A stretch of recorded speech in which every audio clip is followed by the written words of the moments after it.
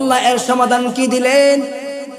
এই কথা শোনার পরে মুসা পয়গম্বর ডাক দিয়ে বলতেছেন, আল্লাহ বলছে আজ থেকে 500 বছর পরে দুনিয়াতে বৃষ্টি দিবি। হাসের দলেরা 500 বছরের পরের কথা শোনার পরেও কয় আলহামদুলিল্লাহ।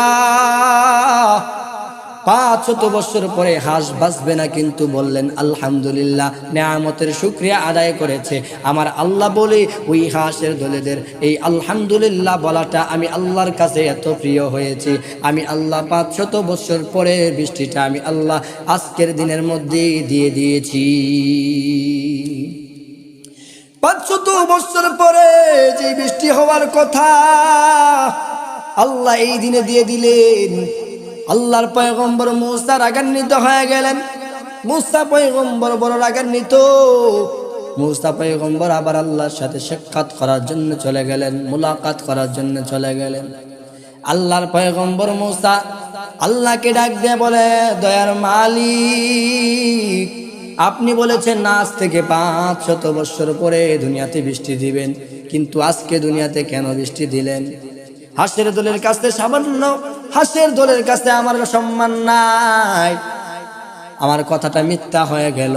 আমার আল্লাহ বলে, মুসা শুনো, আমি আল্লাহ তোমারে ঘোষণা দিলাম, হাঁসের দলকে যখন বলছো 500 বছর পরে বৃষ্টি হবে, হাঁসের দলেরা এই কথা শোনার পরে সাথে সাথে বলেছে আলহামদুলিল্লাহ। এই আলহামদুলিল্লাহটা আমি আল্লাহর কাছে বড্ড প্রিয় হয়ে গেছে।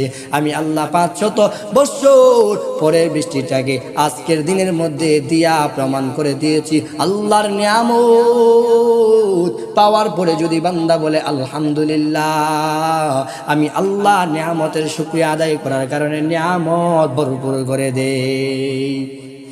একজন লোক আল্লাহর নবী মুসা পয়গম্বরকে ডাক দিয়ে কয়, মুসা, ধন সম্পদের অভাব নাই, কেমনে ধন সম্পদ কমাবো?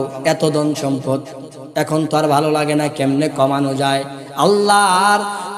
আল্লাহর পয়গম্বর মুসা তখন ডাক দিয়ে বলতেছেন, হে ভাই, আপনি শুনেন, আপনার যদি ধন সম্পদ কমাতে হয় তাহলে আপনাকে আল্লাহর শুকরিয়াটাকে বাদ দিয়ে দিতে হবে। যদি আল্লাহর শুকরিয়াটা বাদ দিয়ে দেন তাহলে আপনার সম্পদগুলি কমে যাবে।